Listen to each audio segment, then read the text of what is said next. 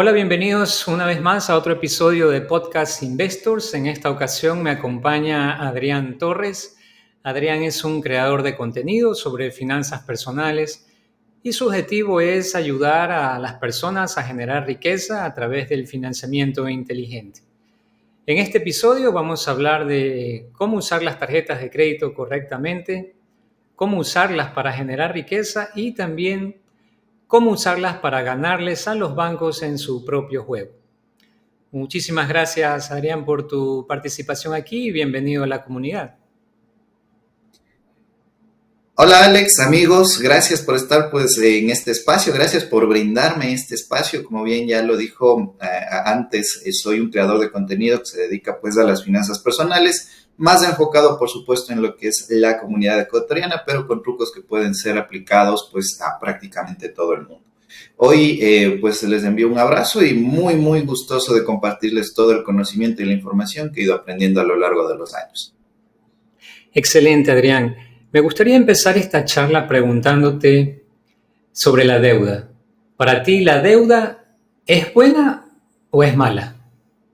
A ver, la deuda es necesaria. Sí, en el mundo que nosotros vivimos actualmente, en la economía globalizada y capitalista que nosotros tenemos, la deuda es necesaria.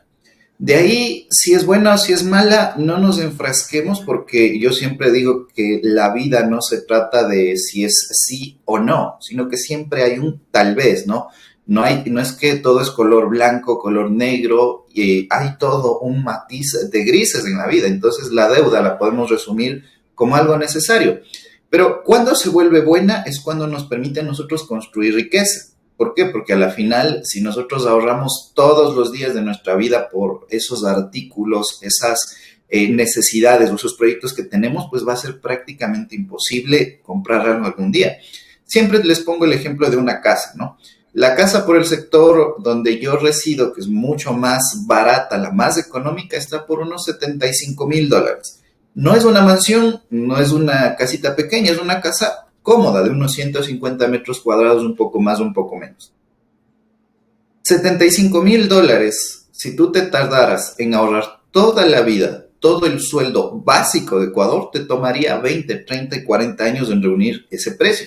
Pero ¿qué pasa? Que el mercado, las condiciones, los impuestos, el dinero no se va a quedar estático, sino que va a haber factores como la inflación, el incremento de la plusvalía, entre otras. Y para cuando nosotros reunamos suficiente dinero para comprarnos esa casita de $75,000, dentro de 20 años ya no serán 75,000, ya costará 150, ya costará 200,000. Entonces, la deuda no es mala. Sí, porque nos permite adquirir cosas que solo ahorrando no podríamos pagar nunca. La deuda se transforma en algo positivo cuando nos hace crecer nuestro patrimonio. Pero ¿cuándo se transforma en algo negativo? Porque sí, también existe la deuda mala. Es cuando nosotros no analizamos en qué endeudarnos. Por ejemplo, digamos que tienes un proyecto y ese proyecto hace que tú te endeudes con un crédito de consumo, con un crédito personal, que son los de más altos intereses para las personas de a pie, digamos. Entonces terminas con ese proyecto por ilusión, por amor, sin analizar los riesgos, sin analizar las salidas, entre otras, y terminas endeudado toda la vida o 5 o 10 años solo para pagar el crédito. Entonces, por un análisis emocional, es justamente que se transforma una deuda mala. Otro gran ejemplo de la deuda mala es cuando compramos o adquirimos bienes o servicios que no nos van a aportar. El otro día leía una nota en el diario Primicias, que es un diario digital de acá Ecuador, en el cual había una persona, una mujer, la cual había tenido pues más o menos unos 27 años a ese momento. Y desde sus 24 años se había estado endeudando. Y a sus 27 años debía $38,000. Es una cantidad colosal, pero bueno, si tienes el dinero para pagarla, deuda es deuda, ¿no? Pero ¿qué había gastado esta chica? Se había gastado en una maestría que no requería para su trabajo después de haberse quedado sin empleo. Se había gastado en un auto nuevo porque le habían dado el financiamiento desde la tarjeta de crédito cuando no lo necesitaba y luego tuvo que vender ese auto a precio de gallina enferma, como decimos. Y más importante, después de ya tener todas estas deudas, se había endeudado en un viaje por toda Asia. ¿Sí? Entonces, esta persona, cuando regresó de todo eso, hasta los 35 años, imagínate, casi 8 o 9 años aproximadamente, bueno, 7, 8 años, estuvo pagando deudas y hasta el día de hoy, hasta el sol de hoy, no acaba de pagarlas. Entonces, ¿cuándo se vuelve la deuda mala? Cuando se transforma en una parte de bienes o servicios que no aportan a nuestro país. Claro, cuando no hay una debida planificación, supongo, ¿no? Yo me quedo con una palabra clave que dijiste, es que la deuda no es ni buena ni mala, sino que es necesaria. Sin embargo, toda la gente de mi generación que crecimos leyendo a Kiyosaki, ¿no? Y parafraseándolo un poco, te decía que la deuda mala te hará pobre, mientras la deuda buena te hará rico. Y precisamente hablaba que la deuda buena son la deuda de inversión prácticamente. Pero tú, con tu experiencia, ¿no? ¿Cuál es tu opinión con respecto a la facilidad que tenemos nosotros los ecuatorianos para acceder a una deuda de consumo, pero en cambio las condiciones para acceder a un préstamo de inversión es casi nula? Bueno, a ver, yo no sigo mucho a Kiyosaki porque sus ideas están enfocadas en un mercado estadounidense, donde prácticamente endeudarse ahí es facilísimo, ¿no? Ni siquiera necesitas ser ciudadano estadounidense para poder endeudar, para poder comenzar con una deuda.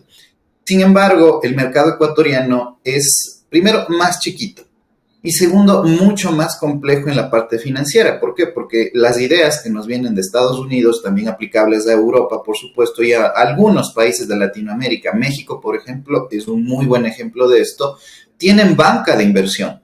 Tienen bancos que están destinados justamente a esto. Entonces, cuando Kiyosaki dice que saques un crédito inmobiliario, porque es fácil cuando tienes la propiedad ahí identificada, más los planes, todo en Estados Unidos es fácil porque queda como garantía, habla de que no vas a un banco tradicional que te pide que te presta para que te puedas comprar el carro, que te presta para que puedas comprar, para remodelar tu casa. Vas a un banco especializado justamente en inversión inmobiliaria. Ese es el secreto que muchas veces nos esconden, ¿no? Sí, ve al banco y sácate el crédito hipotecario.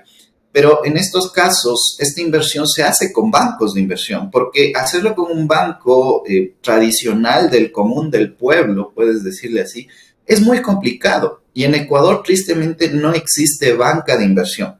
No existen bancos que se arriesguen invirtiendo en empresas, que se arriesguen invirtiendo en proyectos. Lo que hay son empresas que a través de sus grandes capitales financian sus proyectos y luego de financiar esos proyectos, en este caso, pongamos el ejemplo inmobiliario, ahí sí van al banco con la garantía de sus proyectos y bueno, como ya es una empresa, no es una persona natural, pueden cumplir. Mira, recién estuve conversando con un empresario de acá de la región y él es empresario en turismo, tiene un hotel muy, muy famoso por privacidad de él, no les cuento quién es, pero es un hotel histórico y muy, muy famoso de acá del Ecuador. Entonces, esta persona me dijo, oye, sabes que estamos mal porque los extranjeros no están viniendo, tenemos problemas económicos y yo ya no sé qué hacer. Fui al banco a pedir una línea de crédito y el banco no me dio porque no tenía la garantía suficiente. Y cuando conversamos un poco qué era garantía suficiente para el banco, la propiedad estaba evaluada en millones de dólares y no fue suficiente para el banco. Entonces, es ahí donde se dificulta justamente acceder a la inversión. Es decir, apalancarse en Ecuador no es lo mismo que apalancarse en Estados Unidos, porque nosotros tenemos banca tradicional que está destinada a la gente. Y es que sí, o sea, el banco está ganando 17% de interés promedio con los créditos de consumo, mientras que en Estados Unidos estás ganando el 5, el 4, el 3% con los créditos de consumo, llegando, digamos, a una tasa elevadísima, o sea, para el estadounidense promedio, una tasa insostenible es del 8%. Entonces, uno se piensa, se queda así, somos países dolarizados y todo, pero las condiciones económicas son Claro. muy diferentes. Entonces, la inversión acá sí es más complicada, pero no es imposible.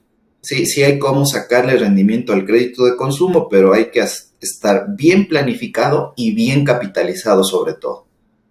Sí, concuerdo contigo. Definitivamente no hay cómo comparar los mercados, ¿no? Estados Unidos es otro mundo con otras tasas de financiamiento. En cambio, acá Ecuador es un mercado tan reducido y tenemos que analizar también que somos nosotros un negocio para el banco, ¿no? Dentro de la gran masa crítica de la población económicamente activa, todos en algún momento dado tenemos que acudir por un financiamiento. El problema es la tasa de interés, que aquí, como tú bien dices, es el 17%, y eso es una herejía hablarlo en Estados Unidos. Sin embargo, quisiera llevar esta charla primero al análisis de por qué nos endeudamos nosotros los ecuatorianos. Si tú crees que este comportamiento, el nosotros acudir a un banco a solicitar un crédito y luego estar inmerso en aprietos, con angustias, con los pagos, ¿se debe más a una conducta desordenada o tú crees que es falta de educación financiera, una falta de la cultura financiera en el ecuatoriano en general? A ver, yo creo que son unos tres factores principales. El primero es cultural, el segundo educacional, como ya lo mencionaste, y el tercero emocional. Hablemos un poquito de la parte cultural, que es quizá el pilar, porque los otros dos los solventas tranquilamente a través de experiencia y educación y trabajo interior. Pero el cultural es muy complicado, ¿no? ¿Qué pasa en la parte cultural cuando tú vas a conversar con tus padres, con los abuelos? Ellos jamás en la vida confiaron bien en los bancos, ¿sí? Yo recuerdo que mi abuelo llegó a tener una cantidad considerable de propiedades, pero a base de endeudarse, ¿sí? O sea, y durante a él, su vida le dijeron, estás loco, ¿por qué te endeudas? ¿Por qué sacas eso? Mejor compra todo. Y sí, mi abuelo se endeudó considerablemente, pero logró tener un patrimonio muy, muy estable y donde pudo estar tranquilo, digamos, hasta el día de su deceso.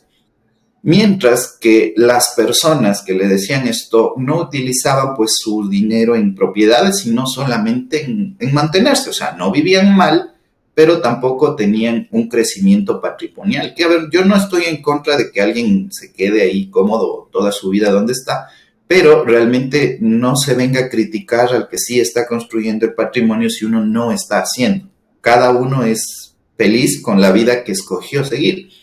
Pero esto se pasa, ¿por qué? Porque esta deuda le causó muchos problemas económicos, le causó que durante la existencia de esa deuda, pues la prosperidad en su familia, en su crecimiento sea muy, muy reducida. Y eso se pasa de generación en generación, ¿no?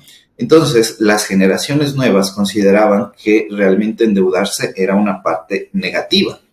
Entonces, la situación es que tú escuchas de tus padres, los bancos son malos, ¿sí? O sea, los bancos son malos, endeudarse es malo y la tarjeta de crédito para emergencias. Todo eso es erróneo, ¿sí? La deuda, como ya lo comentamos al inicio, no es buen animal, es cómo lo manejamos. Hay que buscar esa deuda positiva que nos permita crecer el patrimonio y alejarlos de la deuda negativa.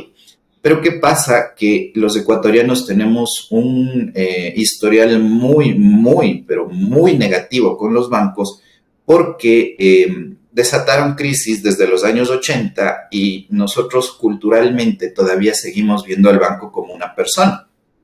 Sí, o sea, cuando yo escucho, cuando yo leo más bien los comentarios que me dejan en YouTube, es que el banco no me esperó unos 2 días para pagarles, que el banco me refinanció tal, es que el banco esto, es como que si trataran al banco, a su amigo, a su amiga, a su familiar que les está prestando 10, $20.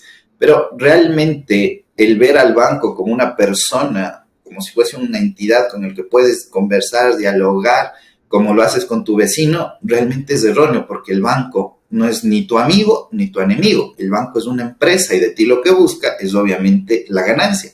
Nosotros tenemos que buscar asimismo también el financiamiento. Así que no está mal que el banco gane, está mejor que ganemos los dos. Donde no es adecuado es cuando nosotros perdemos y el banco gana. Pero muchas veces nosotros perdemos por ese factor cultural de pensar que el banco es una persona. Otra parte también es el exceso, yo creo el exceso de uso de efectivo en Ecuador. Aquí ya en los últimos años se ha venido minimizando, pero es que nosotros amamos el efectivo. O sea, yo el otro día, te imaginas, fui a retirar unas plantitas exóticas, porque yo cultivo plantas también, unas orquídeas, y me citaron pues en un sitio donde era una distribuidora de granos, de plantas, de todo esto, un mercado mayorista más o menos. Y yo llego ahí y yo iba con mis $10 de mi billetera, que son siempre los que llevo por cualquier situación, que se atraviese algo de comer, algo de alguna emergencia, algo, ¿no? El resto yo es todo mi tarjeta. Y llego y una señora estaba pagando que habían hecho una compra de alrededor de 50 quintales de frijol seco, porque era una distribuidora, era su negocio. Y cuando van a pagar, sacan un fajo de billetes de este alto. Entonces, imagínate la peligrosidad de transportar esa cantidad de dinero. Imagínate eso. Y cuando medio conversamos un poco, porque me dio curiosidad de por qué llega, porque la señora, o sea, contaba esa cantidad de dinero ahí como lo más normal del mundo, como servirte un café. Y decía que no le gusta pagar por cooperativa, que no le gusta pagar por banco, porque el banco se queda con la plata. Prefiere ya tenerla en el colchón guardado ahí. Y eso nos trae muchos problemas. Nos pueden pasar billetes falsos, deterioro, entonces confiamos demasiado en eso. Ahora, ¿los bancos son perfectos? No, por supuesto que tienen errores, pero son dictados por la administración. A quien no debemos quererle, por así decir, o sí debemos juzgarle por las acciones que cometa, son a los banqueros, no al banco, sino a los administradores del banco. El segundo factor que te mencioné, pues es un factor de que ya casi se me pasa, que se me fue el chip, pero el factor emocional, ¿sí? El factor emocional es el que yo me quiero enfocar un poquito más y es el factor del ego, ¿sí? ¿Por qué compras algo? Muchas veces se compra por necesidad, pero otras veces realmente no. Si tú te pones a pensar, el ser humano solo necesita tres cosas principales para vivir, para existir tranquilamente. Necesita agua, necesita alimento nutritivo y necesita unas condiciones de temperatura que estén ideales entre los 18 y 30 grados Celsius. Esas tres cosas necesitas para vivir. Pero ¿qué pasa? Que nuestra sociedad nos obliga a vivir justamente en cómo digamos, en aparentar también para poder encajar dentro de la sociedad.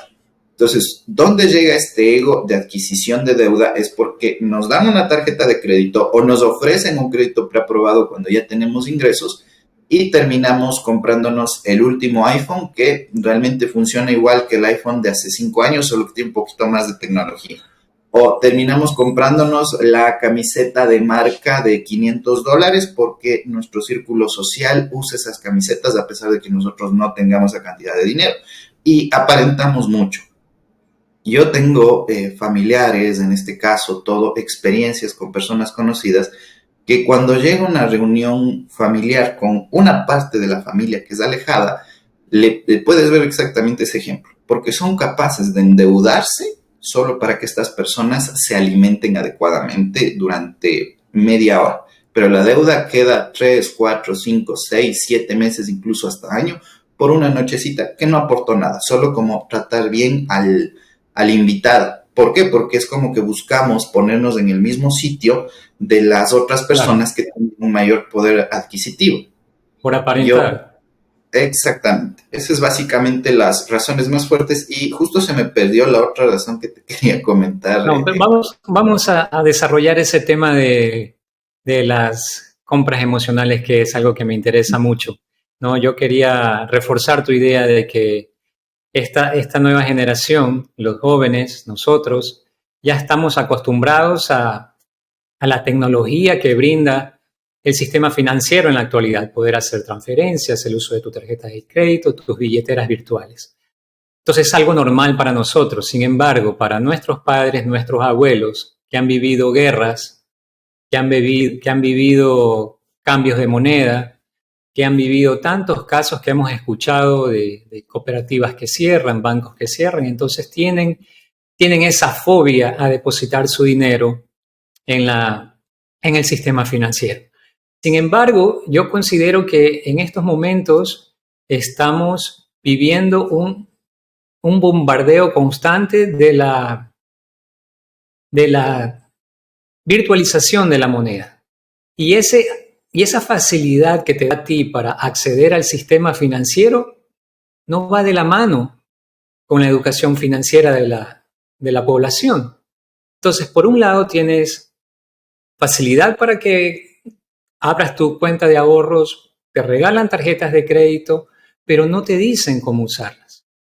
Entonces hay un desfase ahí, que es algo que alguien tiene que solucionar. ¿Quién es el llamado a solucionar esto? ¿El mismo banco? No creo, porque al banco le conviene que tú consumas, ¿no? Más bien viene a nosotros el trabajo de creadores de contenido, de poner las cosas como son y decirle, mira, estas son las consecuencias que te puede llevar a una deuda mal administrada. Y Exactamente. quiero topar el tema de las emociones, Adrián, porque es algo muy importante.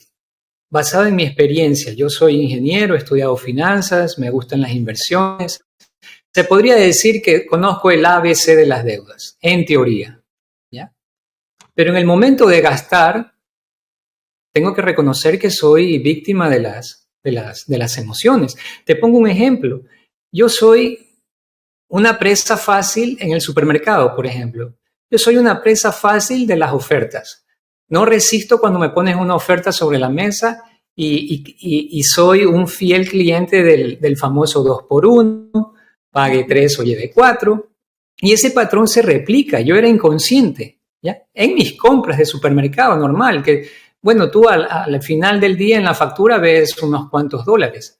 Pero lo que sí veo que a mí me ha afectado es en las compras online. Ese mismo instinto, ese mismo impulso para comprar en el momento de que se me presentan estos famosos cursos de mentoría, estos coaching, esos famosos funnels de venta o webinars.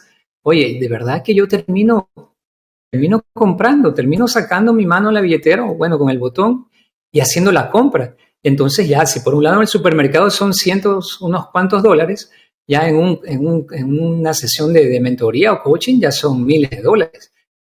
Yo tengo una lista larga, yo he estado con Vilma Núñez, he estado con Gran Cardón, he pagado consultorías, hermano, de $5,000 a una empresa de Estados Unidos, uno de estos influencers financieros. Y al final del día, ese ha sido uno de los motivos por los cuales yo sí he estado inmerso en una deuda que me pesa, en una deuda que me agobia, por no saber manejar estos impulsos y conociendo supuestamente la educación financiera. Entonces, tenemos que dar ese paso de conciencia de reconocer cuáles son nuestros patrones de consumo cuando empezamos a hablar de deudas. Y tú tienes experiencias similares, me imagino. Sí, mira, a mí me pasó con las deudas. Mis primeras experiencias con las deudas viene hace un par de años cuando fui a Italia. Sí, en ese momento yo no tenía una tarjeta de crédito. Mi primer viaje a Italia es un país que me encanta, que es hermosísimo. Pasé más o menos unas 6 semanas ahí y llevé dos cosas. Una tarjeta de débito que no me sirvió a la final y tuve que hacerme locuras. Por suerte había guardado otra tarjeta de débito ahí y gracias a que había familiares acá en Ecuador todavía me pudieron pasar de un lado al otro para poder activarla. Pero bueno, es una historia muy, muy graciosa. Ahora, en ese momento no. Yo no tenía la tarjeta y comprarla con la de débito en ese momento los vuelos me salía casi por unos $3,000 porque era un viaje así, o sea, tenía que el lunes comprar y el miércoles ya estar en Roma, en Firenze, perdón. Entonces, acudimos a una persona, un conocido de la familia que tenía una tarjeta en ese momento, Diners Club, y esta persona nos dijo, mira, ¿sabe qué? Aquí hay otro vuelo, este es mejor, mucha más experiencia nos enseñó, y yo quedé en deuda con él, porque esta persona utilizó su tarjeta de crédito y yo le iba pagando la tarjeta. En esos momentos yo ya tenía mis primeros ingresos, estamos hablando de que a lo mucho generaba unos $200 al mes, exagerando, y llegué a un punto de que saqué todos mis ahorros para ese viaje y me terminé gastando como $3,000. De la tarjeta de débito eran todos mis ahorros.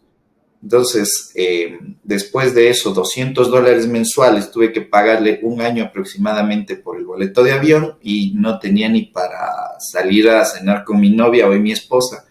Entonces, ya se volvía como que, bueno, un poquito tedioso el no haber manejado bien la deuda, porque yo pude haber comprado los boletos antes, pude haberme buscado otras condiciones mejores de endeudamiento, pero como no se tiene experiencia, pues bueno, cuando acabé de pagar esa deuda, pues ya mis ingresos crecieron, ya incluso me gradué también de la universidad, estaba trabajando, y era el típico que te ganas $1,000 y te gastas 1,200, no sabes cómo, pero llegas sin nada a fin de mes. Entonces, en ese caso, llega la pandemia y nos obliga a nosotros a buscar un auto propio porque yo fui de las primeras personas que tuvo que acudir a trabajar en pandemia porque mi trabajo era netamente práctico. O sea, yo no podía hacer teletrabajo porque era de laboratorio y entonces yo no podía agarrar y hacer un ensayo de laboratorio por internet, ni en casa, ni en ningún lado porque no tenía eso, entonces tenía que acudir. La pandemia comenzó, o bueno, se declaró por lo menos en marzo del 2020 y yo a inicios de abril ya estaba trabajando.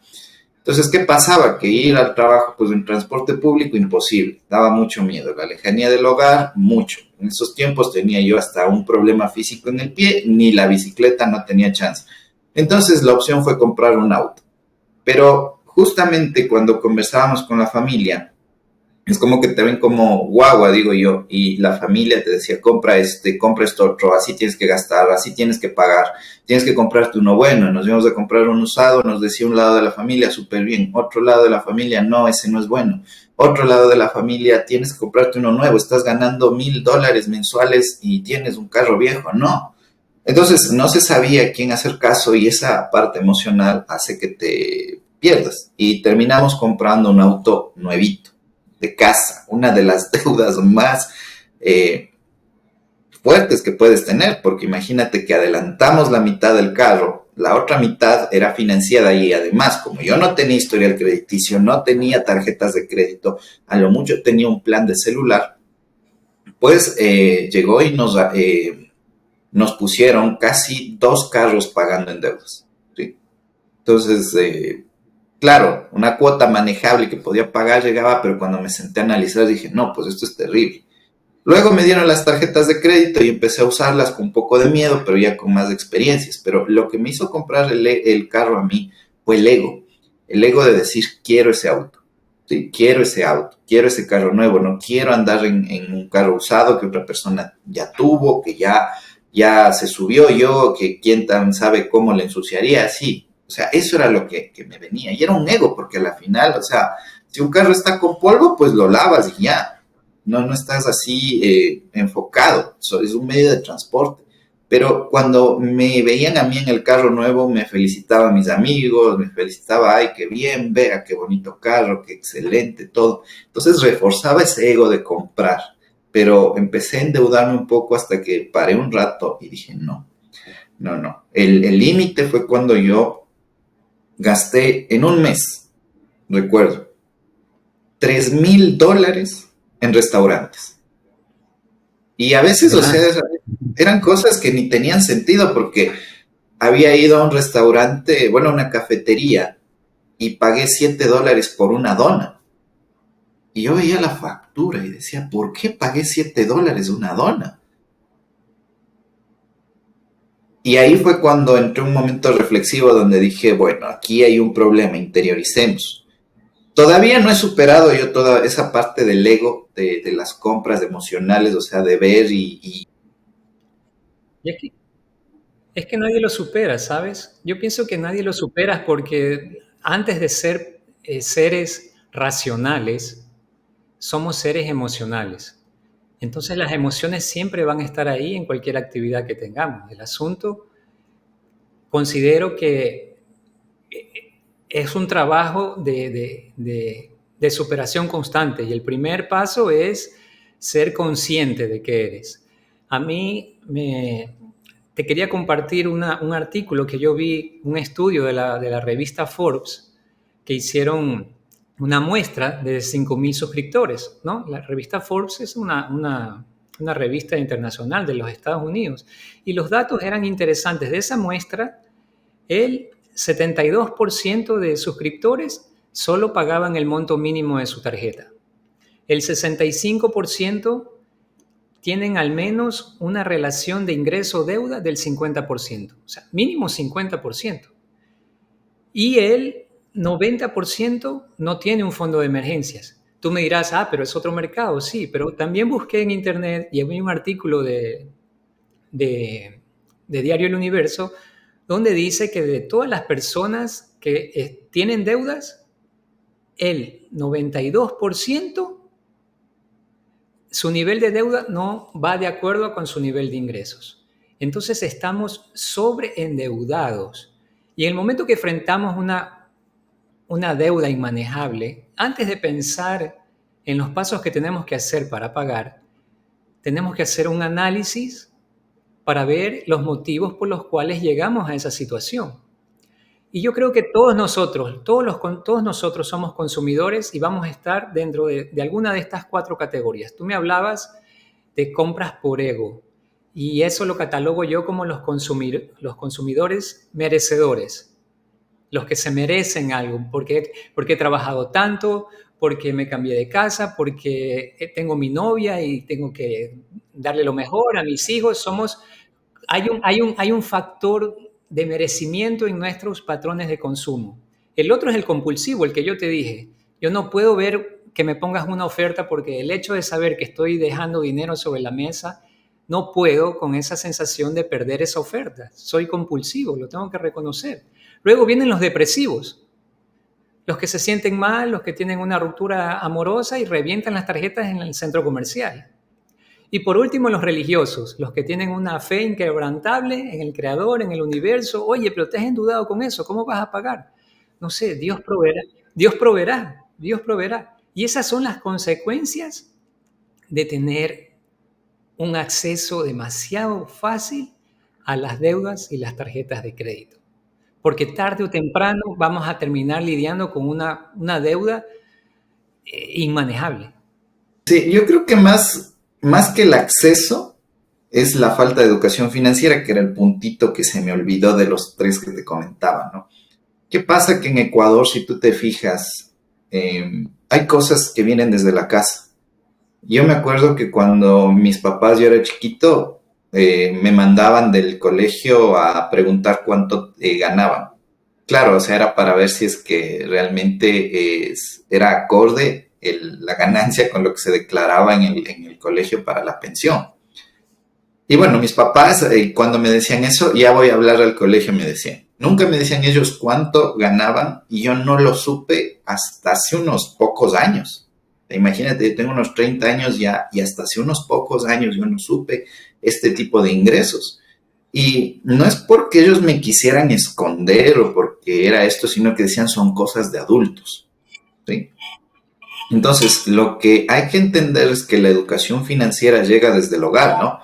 Y si en el hogar tú ves que se esconden los ingresos, pues dices, bueno, yo también voy a esconder. No sabes cuánto se gasta, no sabes cuánto se paga. Yo no sabía cuánto pagaban mis papás de pensión en el año 2000, 2010, 2000, más o menos que acabe el colegio. Entonces, ¿cómo tú identificas eso si no tienes un manejo adecuado? Cuando hay otras personas, por ejemplo, y esto sí es cierto, o sea, las personas que son ricas es porque saben manejar el dinero desde chiquitos. El otro día conversaba con una persona que me contactó para una asesoría de creación de historial crediticio. Y esta persona le habían llevado toda la vida a ver los balances de la empresa del papá. Esta persona tenía su propio sueldo dentro de uno de los negocios de su papá. Tenía también el acceso a un financiamiento cada vez que el papá le quería comprar algo. O sea, sí, tenía mucho poder adquisitivo esta persona, pero digamos, si quería el PlayStation, el papá le financiaba. Y este chico, a través del empleo que le daban, claro que obviamente era un poquito una remuneración simbólica, tenía que ir pagando su deuda con el papá. Entonces, esto generaba un ejercicio de creación de historial crediticio. Lo único que no tenía él era justamente la herramienta al sistema financiero. Cuando entonces conversamos, le dije, oye, puedes sacarte esta tarjeta, esto, porque jamás había tenido tarjetas, jamás había tenido deudas, jamás había tenido problemas para pagar sus deudas porque no los tenía. Entonces llega y hace un mes, más o menos fue esta asesoría, y hoy me escribió recién, me dice, Adrián, ya me llegó mi primer estado de cuenta, ¿está bien pagado así? Sí, perfecto, se había gastado más de $7,000 con su tarjeta de crédito, pero tenían los ingresos, podían manejarlos. Y cuando fue muy amable en compartirme a mí hasta incluso en qué había gastado. Y cuando yo veo, yo me esperaba fiestas los viernes, viajes al exterior, cenas carísimas, y no. Él estaba armando una estructura de su negocio, ¿sí? Digital, porque quiere ponerse un poco de un estudio tipo podcast, ya pues mucho más profesional para hablar de un tema de panadería, ¿sí? O sea, un Como tema inversión. exactamente. Y todo lo había comprado con la tarjeta de crédito. Todo, todo, todo, todo. Y te aparecía en el supermercado, en esto, todo, o sea, absolutamente todo el equipo le había comprado. Pero Y la luego de eso, difirió. no, Di- pagó los difirió. 7,000, los tenía de contado, pagó en corriente todo Pero y de lo, la misma casa te dice, bueno, vas a comprar esta máquina para hacer pan 6 meses, 3 meses sin intereses. La misma página supuestamente te da ese crédito, la misma casa. claro, pero esta persona aprovechó todo porque él ya tenía el dinero en efectivo, pero aprovechó la tarjeta como herramienta y me dijo, ¿cuántas millas crees que te den? Y con decirte que le triplicaron el cupo, porque hizo un gasto así fuertísimo y encima luego pagó tan fuerte, y le llegaron a dar millas suficiente para que se vaya de aquí a España y de regreso. Entonces, ¿cómo fue esto? Simplemente él dijo, yo siempre ahorré, yo siempre invertí, yo siempre estructuré, yo tengo este manejo, tengo esto, lo único que no sabía era la parte técnica, digamos, de entrar al sistema financiero, ¿no? Él nunca había visto un estado de cuenta, nunca había ido a firmar el contrato, esas cosas, que a la final, o sea, vas aprendiendo. Y yo le dije, ya, o sea, aquí puedes continuar ya sin mí, porque ya prácticamente solo se trata de repetir, repetir, repetir. Entonces la O sea, educación financiera es fundamental. la asesoría que brindas es para enseñarles a las personas a manejar sus tarjetas de crédito y su deuda en general. O Sí, sea, sí, sí. tú crees que las tarjetas de crédito son una fuente de generación de riqueza? Lo he comprobado. Son la primera fuente de generación de riqueza. Obviamente no hay cómo depender para toda la vida de las tarjetas, ¿no? O sea, las tarjetas de crédito tampoco es me voy y me compro una casa con tarjeta de crédito o me voy y me compro un terreno porque no es conveniente, ¿sí? Pero ¿qué pasa? Que si tú no tienes historial crediticio, no tienes estructurado todo lo que son tus objetivos, nunca vas a poder acceder y la gente va directo al crédito inmobiliario, va directo al crédito de consumo de $50,000, mi pet. Va directo al crédito de vehicular. ¿Por qué? Porque no ha podido acceder a otro tipo de créditos y las condiciones son muy, muy difíciles. Pero en cambio, si hoy, o sea, comienzas con una tarjeta de crédito pequeña, la más básica, yo comencé creo que con un cupo de $700, que eso es, en tarjetas de crédito es nada, es un cupo bajísimo. Y el otro día ya me ofrecían cupos de 20, de $30,000 y yo, gracias, pero no, o sea, ya llegué a ese punto de decirles, no, déjenme de ofrecer, yo sé que soy un buen cliente, yo sé que pago mis deudas, pero ya no es necesario tener eso.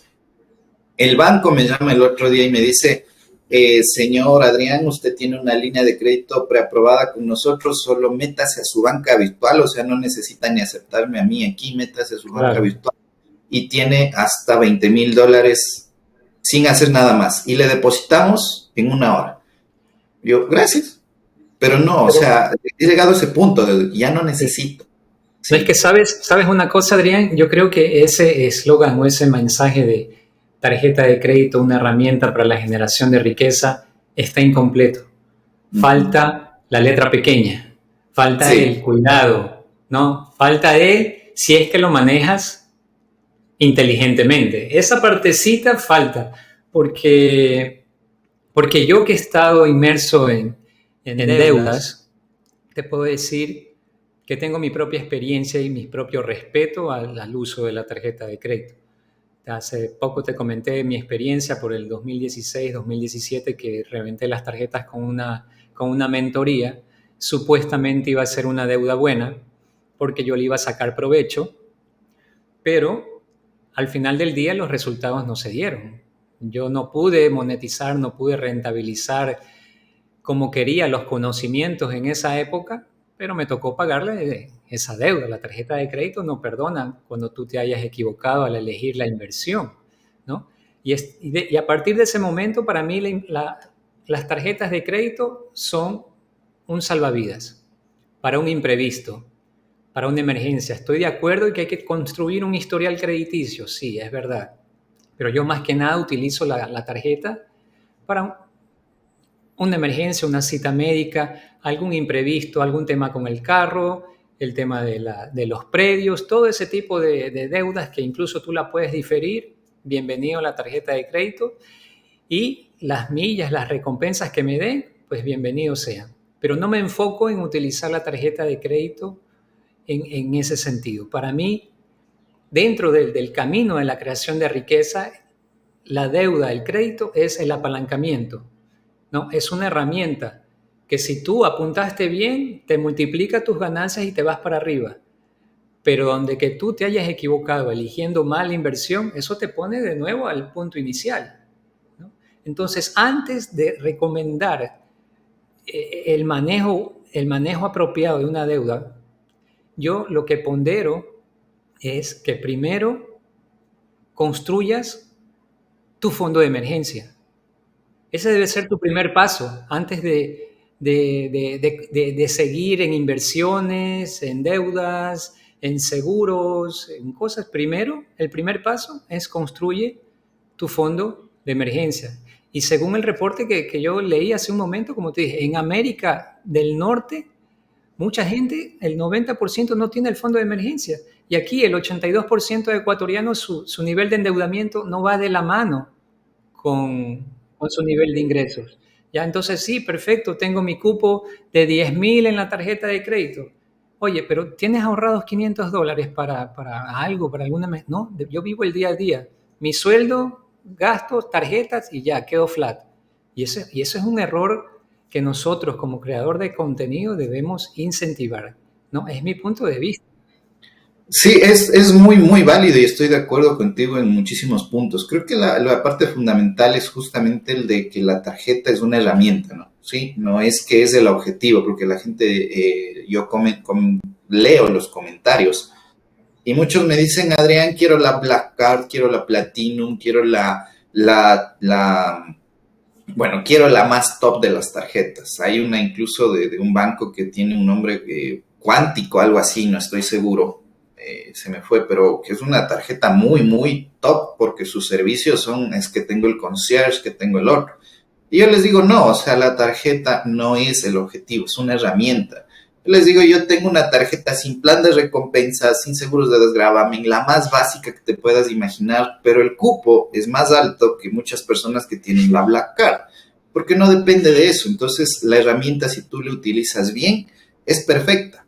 Ahora, yo no considero que es ideal tener a la tarjeta de crédito como emergencia. O sea, si es que tienes una emergencia, la tarjeta de crédito debería ser lo final, justo porque hay que construir ese fondo de emergencia, ¿no? Entonces, yo sí tengo un fondo de emergencia y es lo que recomiendo. Por ejemplo, yo tuve que enfrentar una situación de salud en la familia recién y pude pagar todo sin necesidad de diferirlo, sin necesidad de sacarlo. ¿Por qué? Porque tenía el fondo de emergencia. Ahora, hay personas que, por ejemplo, se presenta esta situación de salud, corren al cajero con la tarjeta de crédito, avanzan en efectivo, lo que más me dé y salen corriendo porque justamente no tienen. Y esa no es la idea de usar la tarjeta de crédito. ¿Cómo yo he logrado esto de tener cupos y altos? Es primero, yo utilizaba la tarjeta para mi negocio. ¿Qué negocio tenía yo? Yo al inicio tenía una... se puede decir asesoría y distribución en abonos orgánicos y plantas porque mi profesión, ser ingeniero en biotecnología, está relacionado a eso. Entonces llegaba yo, hacíamos un contrato comercial con los clientes, evaluábamos, la tarifa mínima era de unos $2,000 aproximadamente, donde ahí se cubría mi sueldo, los costos, el trabajo personal que tenía que tener. Entonces yo ya tenía una empresa que me aceptaba tarjeta de crédito e iba, pagaba con la tarjeta, siempre en corriente. Yo creo que solo he diferido 3 cosas en mi vida. Bueno, 4 cosas en mi vida y siempre han tenido que ver con cosas que, bueno, pues mis lujitos, pero siempre sin intereses, pero el resto en corriente. Llegó un día que incluso con estos negocios llegué a pagar a sí mismo $3,000 de un solo tajo, pero siempre en corriente y siempre teniendo el dinero ya, usando a la tarjeta como medio de pago. Entonces, ¿qué ha permitido eso? Que a través del plan de recompensas yo tenga devoluciones. Ha habido algunas que son mucho mejores que otras. He podido ir y viajar con el plan de recompensas. Y en otras he ido pues solamente un par de cositas de adornos para casa.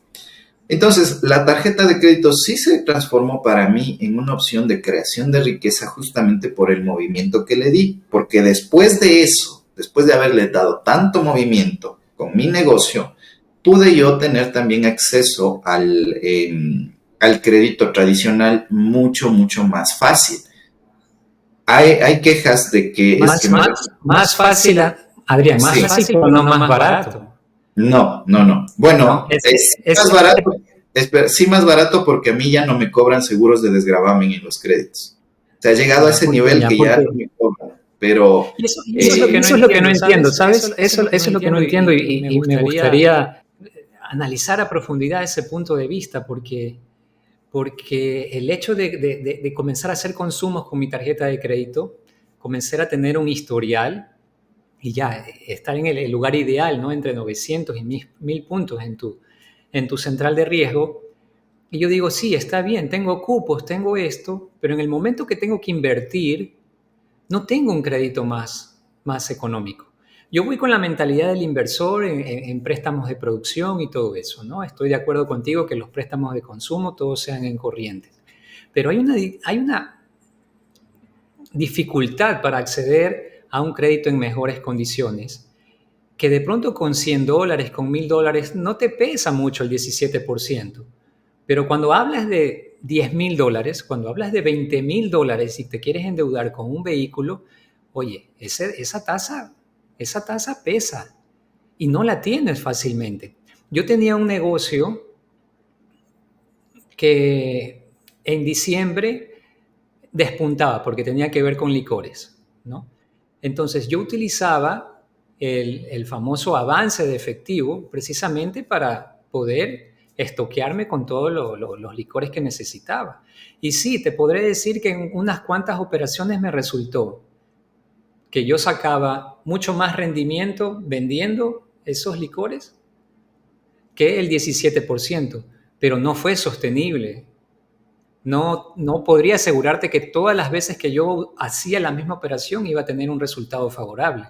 A veces me quedaba con el stock, pero me tocaba pagar el interés. Entonces, yo veo que aquí en Ecuador, para que tú puedas acceder a un crédito del 10% que te da el Banco del Pacífico, que te da el Pichincha, tienes que tener un récord de ventas de $300,000 al año, que a menos que tengas un negocio establecido, nadie lo va a llegar. O por ejemplo, ahora último que está con el Ban Ecuador, porque nosotros en mi familia también estamos haciendo el negocio de Airbnb y decían, hey, todos los Airbnb, Ban Ecuador está dando el 5%. Eso sí es una ganga, pero es netamente para el negocio de Airbnb. Entonces, en ese sentido, como te decía, para mí, antes de buscar tener beneficios con esta tarjeta y otra tarjeta, me falta ese eslabón donde decir, bueno, ya está bien, ya he cumplido, he hecho todos los pagos, he hecho esto, pero dame acceso a un crédito preferencial, a una tasa preferencial, y eso no ocurre hasta que no cumples esos requisitos. Claro. Ahora, lo que yo sí quiero recalcar un poco es que, como te digo, la tarjeta es una herramienta, pero hay una parte que no la hemos mencionado acá y es la parte de capitalización personal, ¿no? Nosotros cuando vamos a buscar un crédito, un financiamiento, todo, tenemos que ya tener la fuente de dónde pagarlo. Y esto aplica tanto para las tarjetas como para los otros. O sea, el negocio se hace antes de buscar el financiamiento. Eso es algo que yo aprendí a la mala, porque yo me saqué un crédito, creo que era de $15,000, porque decía que me iba a poner un laboratorio para propagación in vitro de plantas, y mi deducción era, yo sé de plantas, saco 1,000 plantas, vendo $1 y ya recuperé eso el primer mes. Y como conozco muchos agricultores, pues les vendo esas plantas. Jamás hice un análisis de mercado, jamás hice un estudio de marketing, jamás hice un estudio de demanda y de oferta de la población, todo. Llegué, compré los equipos de miles de dólares, compré el espacio, todo, y cuando me siento a hacer la primera factura de la luz, $400. Hijo de madre. ¿Por qué? Porque no me senté a hacer el análisis y yo estaba endeudado. Entonces, ¿de dónde tuve que pagar justamente ese crédito? Fue de los ingresos que tenía en ese momento por un empleo. Y eso que hizo que se me afecten mis finanzas personales, mis ingresos se reduzcan y también mi calidad de vida disminuye. Entonces, ahora yo lo que hago cuando elaboro un proyecto es que ya tengo dónde pagar. Mira, ahorita estamos nosotros con el equipo que trabajo elaborando un curso para el manejo de tarjetas de crédito acá en Ecuador y que sea también accesible al precio. O sea, yo quiero poner en la plataforma que se venda, pero que también la gente pueda acceder. Porque, ¿qué pasó? Yo hice un curso en vivo hace unos meses así mismo, con una temática similar, pero a un precio poco accesible. Entonces la gente no accedió porque justamente el mercado al que me enfoco está bien endeudado. ¿Sí? Como tú ya diste los datos, la gente que tiene deuda tiene deudas por sobre sus ingresos. Entonces, la capitalización es fundamental. Nosotros tenemos que iniciar con una capitalización de algún sitio, de tener un ingreso que ya nos permita sostenernos y que si es que en algún momento esa deuda falla, ya esté cubierta por justamente la capitalización que tenemos. Hay otro error usual, por ejemplo, la gente acá en Ecuador pierde el empleo y sale corriendo al banco a ponerse un negocio. Sí, o sea, no hay una estrategia adecuada. ¿Por qué? Porque te pones una tienda, digamos. A la semana tu vecino se puso al frente.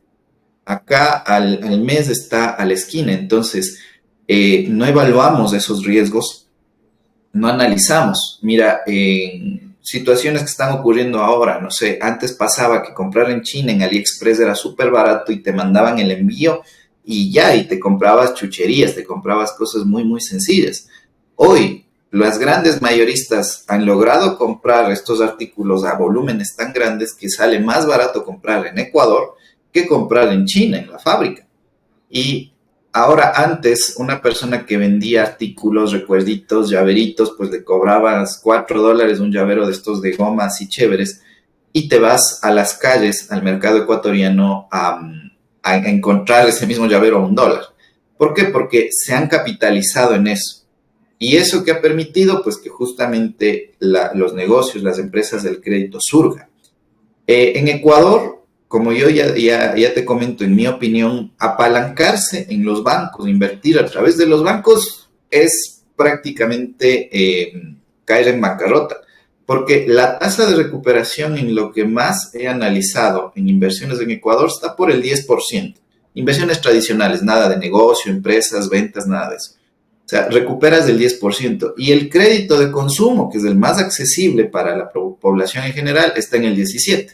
Y si a eso luego le sumas la inflación, que en Ecuador el promedio está en el 2%, que este año con la subida de combustibles y todo va a llegar al 4 o 5%, o sea, terminas perdiendo full. Entonces, No. en Ecuador, eso sí, en Ecuador lo ideal siempre es invertir con dinero libre de deuda. Claro, claro, Adrián. Ese curso que estás trabajando sí me parece importante y celebro que estés incluyendo la parte de incentivar esa cultura del ahorro, ¿no? Es muy importante, es básico, ¿no? Dentro del camino a la riqueza, por lo que yo tengo entendido, son 4 o 5 pasos. Primero, al dinero tienes que ganarlo, ya sea por tu relación de dependencia en un negocio, tienes que ganarlo. El segundo paso es ahorrarlo, o sea, no todo lo que ganas te lo vas a gastar, debes destinar un porcentaje para el ahorro, 10, 20% ideal. Después que ahorras, inviertes, ¿no? Ese ahorro, ese excedente va haciéndose la bolita y vas a invertir. Y ahí es donde viene la deuda, el apalancamiento, porque habrá inversiones que no puedes llegar normalmente con el ahorro, vas a tener que endeudarte. Pero ahí sí, con letras grandes, ese rendimiento de esa inversión debe ser superior a la tasa de financiamiento. Porque si vas a financiar ese negocio, esa inversión, con la tasa del consumo del 17%, cuidado. Esas son tasas bien difíciles de batir. Y una vez que has invertido, ya una vez que has invertido, luego viene la etapa de proteger tu patrimonio, ¿no? Proteger, buscar seguros, ponerle candados, seguridades. Y por último viene ya la distribución de la riqueza, ¿no? Con las actividades altruistas, la filantropía, la ayuda a la comunidad. Entonces, si cumples todo ese círculo, es el camino a la riqueza. Sin embargo, para ganarle la partida en el banco, para ganarle la partida del dinero al banco, lo ideal, creo que vamos a estar de acuerdo, es que terceras personas paguen nuestro crédito. Y eso lo podemos hacer con los créditos hipotecarios, porque tienes tu propiedad y lo alquilas y vas pagando la hipoteca con el alquiler, ¿no? O podemos de pronto replicarlo con los vehículos. Compras un vehículo y lo alquilas o haces a tu medio tiempo Uber, entonces vas pagando ese crédito con terceras personas. Pero no siempre es así. No siempre es así. Lo ideal, Por como te ejemplo, digo, es buscar el negocio antes. O sea, el negocio, eso lo aprendí de justamente este empresario que te digo, el negocio tiene que estar hecho antes de ir al financiamiento. O sea, tienes que ya tener conocimiento de cuánto vas a ganar, de cuánto vas a perder, de cuánto vas a gastar e incluso de cómo te vas a salir en caso de crisis. Por ejemplo, no sé, imaginemos la persona que se compró antes de la prohibición en Estados Unidos hace 100 años. Digamos que esta persona invirtió en una destilería y llegó el gobierno de Estados Unidos y prohibió las bebidas alcohólicas en todo el país.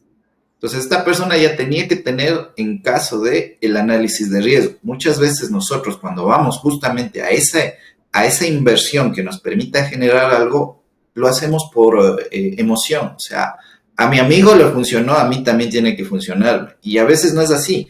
O en esto que está famoso ahora, el bot de trading, ¿no? Yo siempre digo, no caigan porque nadie vende la gallina de los huevos de oro. O sea, si ese bot les diera tanto dinero, no lo venderían. O sea, yo no lo vendería porque sería una locura. O sea, estoy vendiendo la gallina de los huevos de oro. Entonces, la gente cae porque dice, no, es que a él le funcionó, es que a ella le dio resultado, a esta persona está siendo rica, sí, pero las condiciones de esa persona son diferentes a las que uno tiene. Entonces, en qué hay que enfocarse no es en la persona, sino en el negocio. A ver, veamos el negocio, cuánto de rentabilidad tiene, cuáles son, algo que es fundamental, a mí me encanta hacer, es una matriz FODA, fortalezas, oportunidades, debilidades, amenazas que nosotros encontremos. ¿Qué pasó? Mira, el año pasado estábamos por invertir con una empresa agrícola para poder producir un abono orgánico, ¿sí? 100% orgánico, registrado con análisis de laboratorio, todo, y la amenaza que nosotros encontramos es que cuando hubo el cambio de gobierno, también hubo cambios de autoridades locales. Y dentro de esas autoridades locales estaban las que aprobaban justamente los resultados.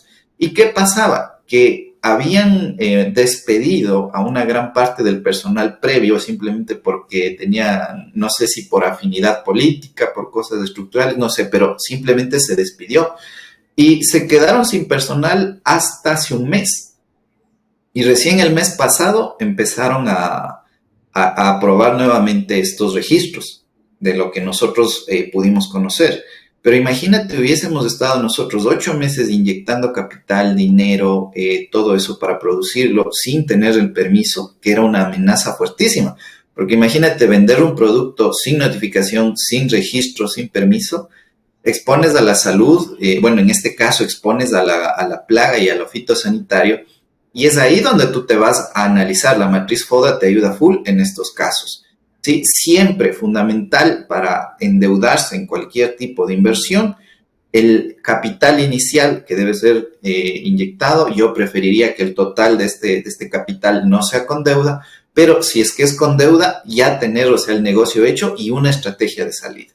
Si no se tiene eso y se espera resultados por la providencia divina, creo que nosotros ya perdimos el negocio antes siquiera de... Claro, el tema de las finanzas personales es apasionante, definitivamente. Y bueno, creo que la promesa que tienes para tu curso es cautivadora, ¿no? Te ayudamos a construir tu historial crediticio a través de un ahorro programado, a través de que construyas primero un capital inicial de arranque para esa inversión. Me parece genial la idea. Algo que quería mencionarte es que en ese juego financiero para ganarle al banco, eh, como te dije, el escenario ideal es que un tercero pague la deuda por nosotros. Pero, ¿sabes que yo he estado analizando otra alternativa, que es el de las compras programadas, el mismo modelo de negocio que tiene Chevy Plan, Motor Plan o Mutualista Pichincha, ¿no? Donde tú tienes que pagar una inscripción para entrar en ese círculo de ahorro y luego completar un capital, que es el 40%. Digamos en el ejemplo de que quieres endeudarte con un carro. Entonces, ese carro tiene un valor comercial de 20,000. El 40% de eso es 8,000. Entonces, tú tienes que ahorrar primero los 8,000 para luego entrar en el sorteo. No entras en el sorteo desde el arranque. Y ya después que tienes los 8,000 y si eres adjudicado, te financian al 5%, en promedio, ¿no? Pero imagínate, son 10 puntos menos de lo que tú tomarías por un financiamiento vehicular convencional. Pero aquí es un punto importante que se encadena a lo que habíamos hablado antes, en nuestra capacidad de extender nuestro deseo de tener una gratificación inmediata. No, yo quiero el carro ahorita. No me importa pagar el 17%, pero quiero el carro mañana. Muy diferente a que te digan, oye, te vas a ahorrar 10%, el 10%. Eso se traduce en $7,000. En 20,000 se traduce como $7,000. Pero con la condición de que completes primero los 8,000. Y ahí viene el juego psicológico de la gente, ¿no? Y es que a la larga el tema de las deudas y las finanzas es un tema más de psicología que de matemáticas y que de números. Es cómo tú lo piensas y cómo tú visualizas. Y la gente solo ve una parte de la ecuación, el monto mínimo, el pago al final de mes, no ve el monto final de la deuda. Si tú financias esos 20,000 con la banca, terminas pagando $32,000 con la banca a 6 años plazo. Pero si lo haces con ellos al 5%, tú el carro lo terminas pagando en $26,000. Entonces es una gran diferencia, ¿no? En un carro de 20,000, ahora imagínate de 30 y 40. Y la gente no entiende eso. Entonces, a la larga, en todas las personas o creadoras de contenidos que estamos hablando de finanzas personales, la recomendación sería que tenemos que incluir el mensaje de la construcción de un portafolio de inversión. De tener primero ese fondo de emergencia que a la larga se va a ir convirtiendo en tu propio portafolio de inversión y que te va a servir de base para cualquier negocio que puedas dar. Tú puedes meterte en un negocio cualquiera sabiendo que tienes un patrimonio, una cartera de inversiones que te respalde. Ese es el camino ideal. Claro, la situación acá llega es justo, volvemos al inicio, ¿no? Al factor cultural. ¿Por qué? Porque en este factor cultural, a nosotros como ecuatorianos consumidores, nos gusta pagar poco, recibir mucho y tener los mejores beneficios. La famosa viveza, ¿no? Ser vivo. Vivo, vivo, alzando el pelito, solían decirme acá cuando yo era niño, de estar pilas a todas las opciones y de tratar de buscar siempre el mejor precio de algo. Y cuando crecí, entendí que el mejor precio no es lo mejor, ¿sí? Lo mejor es lo más conveniente. Yo eso lo cuento siempre y es que en el supermercado, a mí me pasó una vez, yo tomo full café, o sea, yo ya hasta, no sé, ya el café súper cargado no me hace nada, no tengo efectos. No sé si es saludable, no sé si no, ya consultaré a un médico, pero es un producto que tengo mucho consumo. Y entendí que en el supermercado la presentación más grande es la más económica casi siempre. Y casi siempre por unidad es la más económica. ¿Por qué? Porque obviamente la presentación chiquita tiene más trabajo para poder colocarlo. Y eso hace que tú vayas al supermercado más ocasiones. Pongamos el ejemplo del tutti, que es famoso el acudir ahí, pero sus porciones son tan chiquitas que se te acaban en poco tiempo y tienes que estar constantemente yendo. Y mientras más vayas, más cosas te va a tentar comprar. Entonces yo caía en eso también. Así que empecé a buscar y dejé de ir a los supermercados tradicionales y encontré una bodega de distribución donde encontré el mismo tarro grande, pero a precio de mayorista, o sea, casi al precio de la fábrica. Y de lo que costaba $15 del tarro grande, que ya era un ahorro por centavos, acá costaba $8. Pero claro, no estaba este supermercado en el centro de la ciudad, no estaba cerca de un lugar donde hay que ir a almorzar, no estaba cerca de algo donde vaya a pasear. Y tenía que ir en mi propio auto, ir en autobús, ir en taxi, ir en autobús imposible, ir en taxi era o en tu auto propio. Entonces era algo molesto y además cuando llegaba yo mismo tenía que coger las cosas, yo mismo tenía que cargarles y pasarles al cajero y yo mismo enfundar porque los trabajadores eran mayoristas. Entonces, ¿qué pasa? Que como ecuatoriano vas y ves eso y dices, no, no me gusta, no, no quiero. Recientemente yo asesoré a un hotel que pasaba por lo mismo. La situación actual de imagen política en el Ecuador, en el exterior, es terrible. Y, o sea, la gente no quiere venir porque piensan que estamos en un conflicto como las guerras de Gaza o de Ucrania. Cuando sí, o sea, no hay una suficiente seguridad, pero tampoco llegamos a ese nivel. Pero así lo ven los extranjeros que no vienen a los hoteles de acá al Ecuador. Entonces, este hotel que dependía 100% de extranjeros empieza a notar a los nacionales y empieza a captar. Y estaba yo en las instalaciones un día y le pasan a la mesa y una persona se quejó, pero se quejó como si le hubieran pasado la peor comida del mundo, ¿sí? ¿Qué le habían pasado? Le habían pasado vino blanco en vez de vino tinto.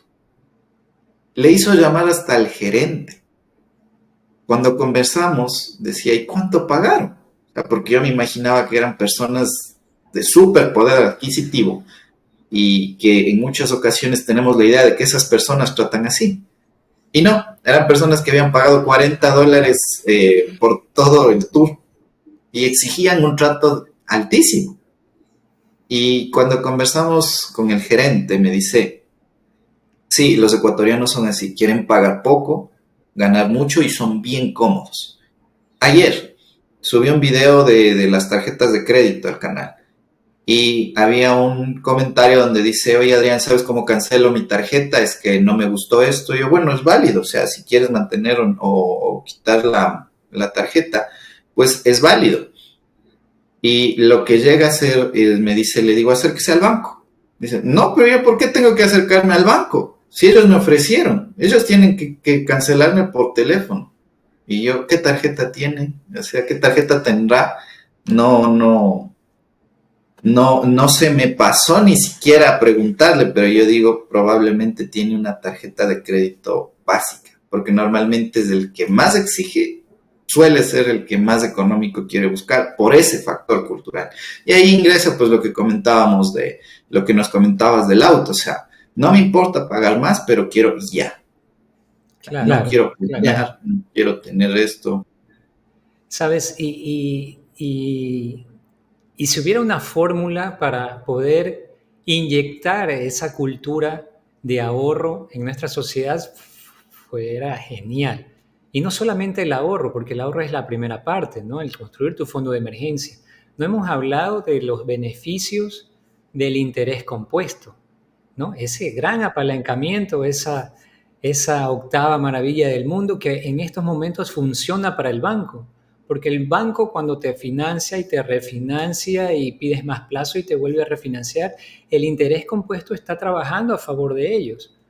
Pero volviendo a la idea de cómo ganarle el juego al banco, y hubiéramos puesto ese el título de esta charla, ¿no? Cómo ganarle el dinero, cómo ganarle el juego al banco es que pongas el interés compuesto a trabajar para ti. Sabes que yo hice el ejercicio cuando vi el ejemplo de Motorplan que vendía un auto a $20,000 y tenías que ahorrar $8,000 para luego financiar. Yo dije, si esos mismos $8,000 hubieran sido de base y yo lo invertía a una tasa del 7%, hice el ejercicio, a 7 años plazo, hubiera tenido casi $35,000. Si lo hubiera ahorrado, invertido y reinvertido, pero yo aplazaba eso por 7 años, yo hubiera tenido $35,000 versus los 30,000 que hubiera pagado de financiamiento.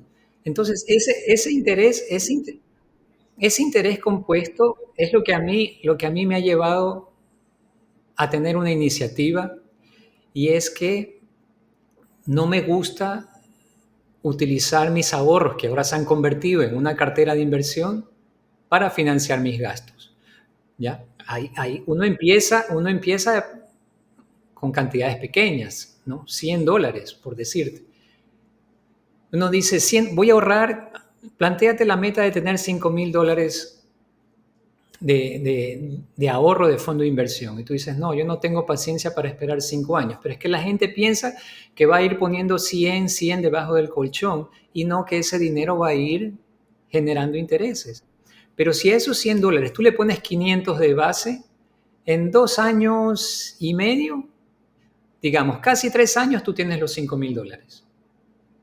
Si utilizas primero, si tus primeros $500 van al ahorro flexible, si luego cuando tienes 1,000 ya van a un fondo de inversión, y ya a partir del 2,000 lo metes en la bolsa, llegas a tener $5,000 en casi 3 años. Entonces, ese mismo interés compuesto, una vez que tú lo vives y sientes los beneficios que te da eso en tus inversiones, te incentiva a ahorrar más, y también te incentiva a no utilizar ese patrimonio para financiar tus gastos.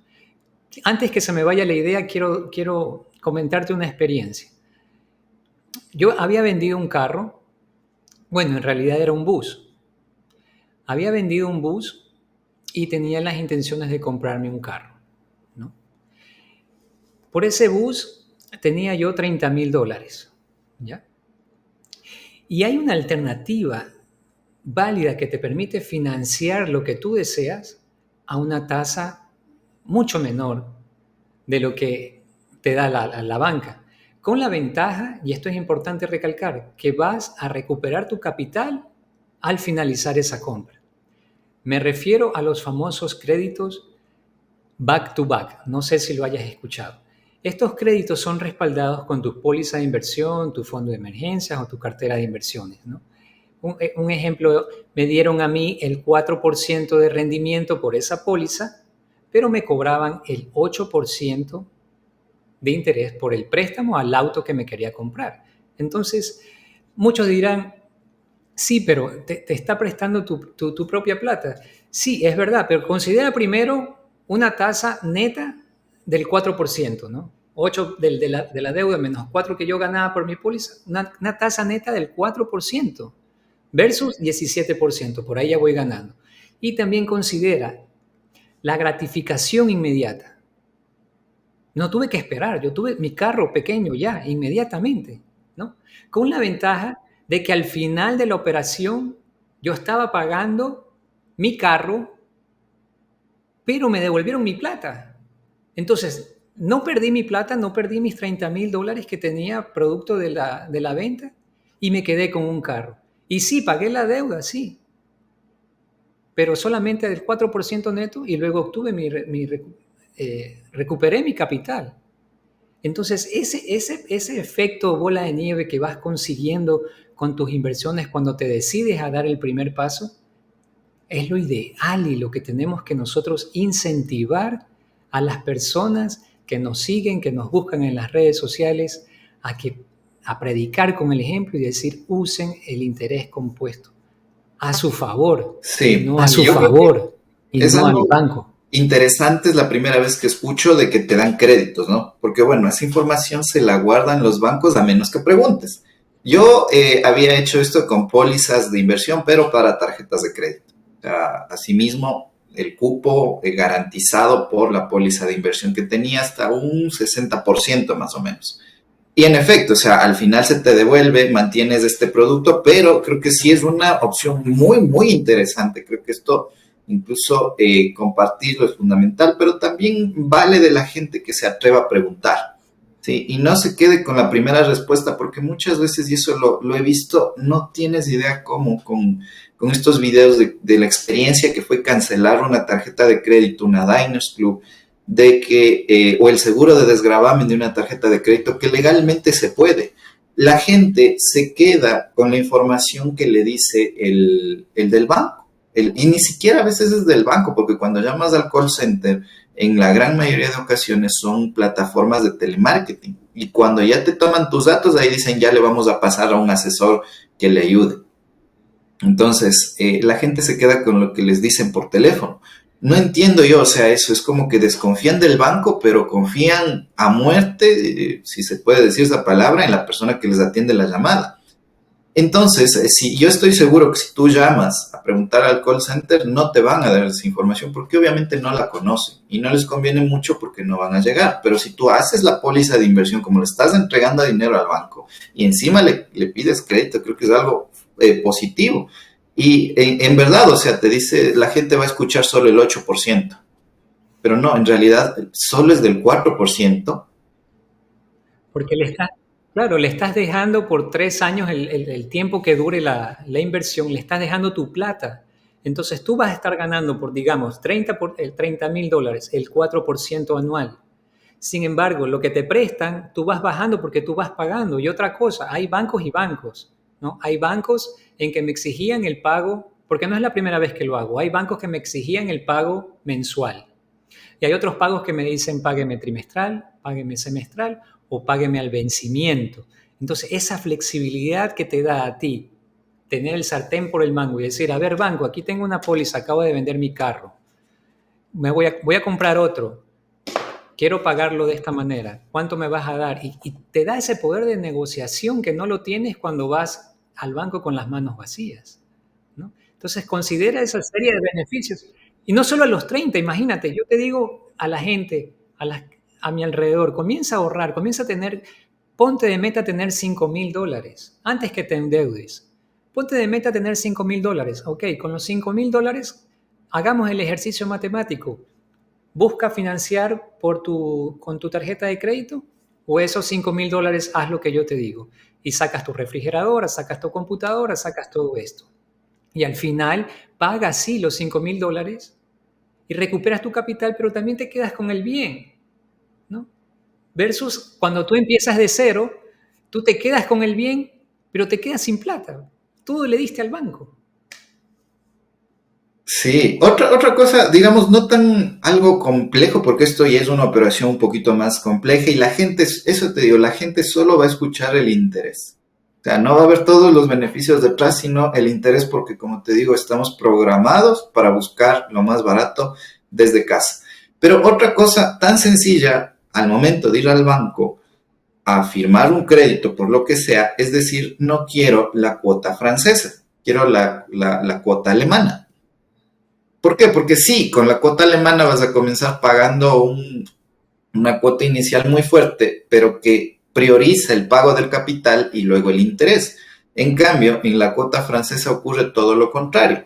Priorizan el pago del interés, es decir, los 3 primeros años, los 2 primeros años, o al menos la mitad del crédito estás pagando casi todo interés, y luego tienes una cuota fija, pero que comienzas con, no sé, digamos $500 y terminas 4 años pagando $500. Con la alemana tienes inicias una cuota de $1,000, me invento. A los 6 meses tu cuota es de 700, a los 9 meses es de 850, es un cálculo diferente, pero después del primer año, y esa cuota cada mes es menos, menos, menos, menos, cosa que el último año o el último tercio del crédito terminas pagando fracciones, porque ya solo estás devolviendo el interés al banco. Pero claro, o sea, el banco, el asesor bancario, nosotros nos dejamos de que el asesor haga todo por nosotros. Nosotros Claro. tenemos el poder de ir y decir, quiero esto, quiero de esta forma, no quiero esto, esto no me conviene. Y el asesor del banco no va a poder hacer nada porque no está en función. Claro, vamos a tenernos con el incómodo momento de, no, es que es obligatorio del banco, no, es que así no se puede, es que yo tengo que hacer. Y la gente, por no hacer problema, acepta. Pero es tan fácil como levantarse, quiero ir donde su supervisor si es que te tratan así.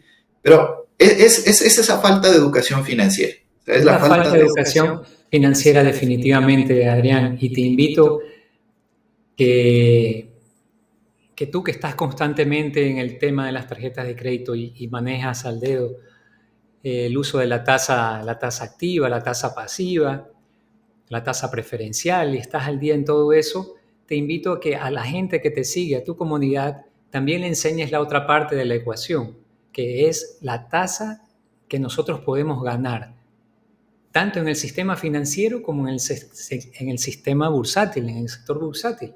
En el sistema financiero te determina una tasa y por ley, escúchame bien Adrián, por ley la tasa bursátil tiene que ser superior a la tasa financiera del banco. Es decir, a medida que suben las tasas de interés por los créditos, el banco también te tiene que subir la tasa de interés por tu póliza, pero nunca se va a comparar a la tasa que tú vas a ganar en un mercado de valores. Ya anteriormente era muy difícil ver una tasa del 10% de rendimiento en el mercado de valores. Ahora sí, ahora llegas al 10,50, llegas al 11%.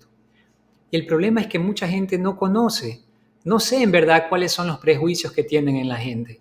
No sé si será miedo de perder dinero en la bolsa de valores, no sé si será desconocimiento o simplemente es cuestión de cultura, pero están dejando mucho dinero sobre la mesa, no aprovechando el interés y el apalancamiento que utilizan los fondos de inversión, el BIES, el IES, Génesis, todos esos fondos de inversión que tú ves en las propagandas, el mismo Chevy Plan. ¿Qué crees que haces con esas compras programadas?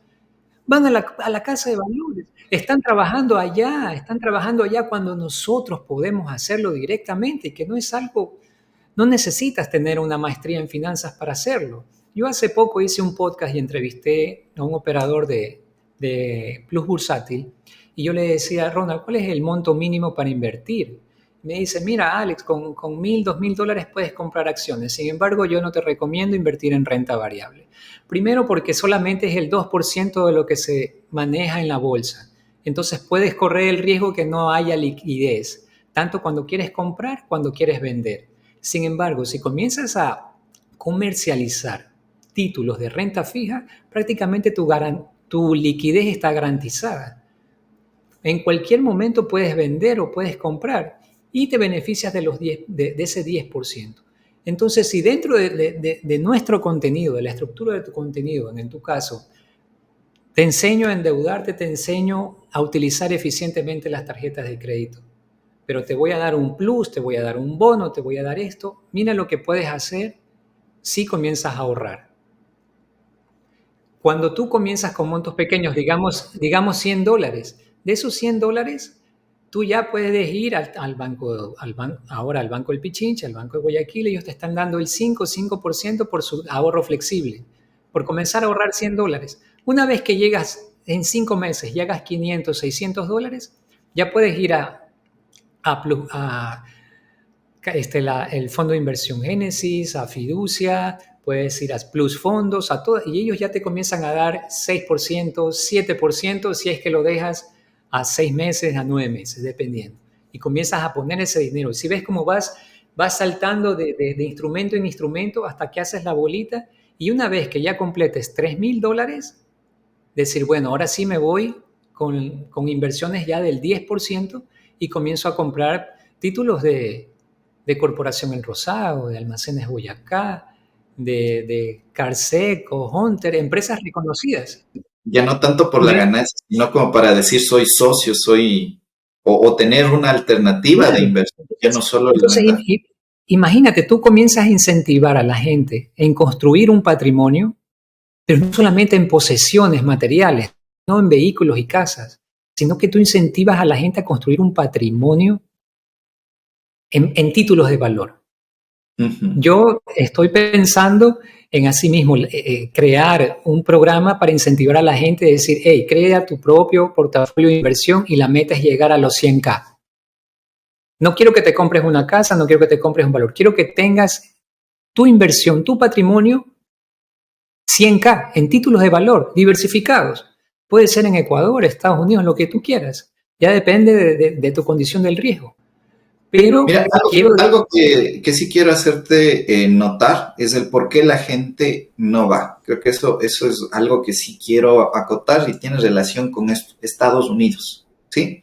Normalmente nosotros cuando vemos películas ¿Dónde está el protagonista de El Lobo de Wall Street, El dinero nunca duerme? Hay hasta películas de los años 80 y todo es en la bolsa de valores de Estados Unidos, de New York principalmente, en Wall Street. Y nosotros cuando entramos a Internet, ¿qué queremos hacer? Y eso creo que también, como comentas, es parte de nosotros de alimentar este tipo de inversiones aquí en Ecuador, de difundir que existen. Porque encontramos, quiero invertir en bolsa.